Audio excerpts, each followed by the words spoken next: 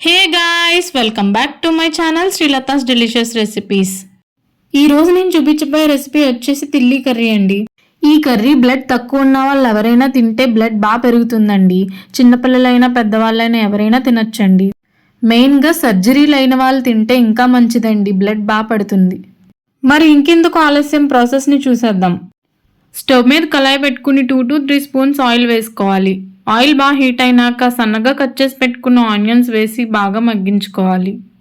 Onions లైట్గా మగ్గిన తర్వాత చిటికెడ పసుపు, మీకు తగినంత సాల్ట్ వేసి గరిటె పెట్టి బాగా కలుపుతూ మూత పెట్టి మగ్గించుకోవాలి.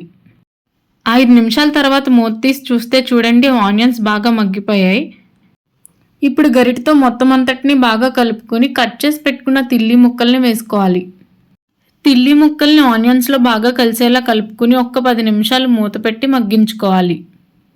10 నిమిషాల తర్వాత మూత తీసి చూస్తే చూడండి, మగ్గిపోయింది.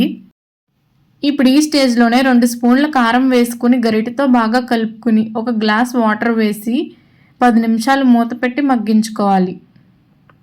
ఈ లోపల మనం కర్రీకి కావాల్సిన మసాలా ప్రిపేర్ చేసుకుందాం.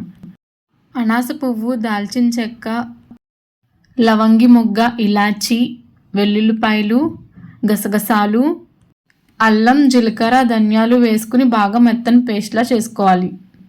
10 నిమిషాల తర్వాత మూత తీసి చూస్తే చూడండి, కర్రీ బాగా మగ్గిపోయింది.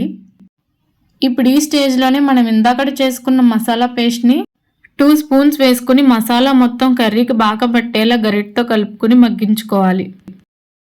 ఫైనల్గా కొత్తిమీర జల్లుకుంటే అంతేనండి, తిల్లీ కర్రీ రెడీ.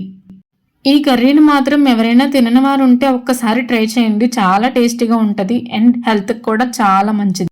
ఐ హోప్ మీకు ఈ వీడియో నచ్చింది అనుకుంటున్నాను. Thanks for watching.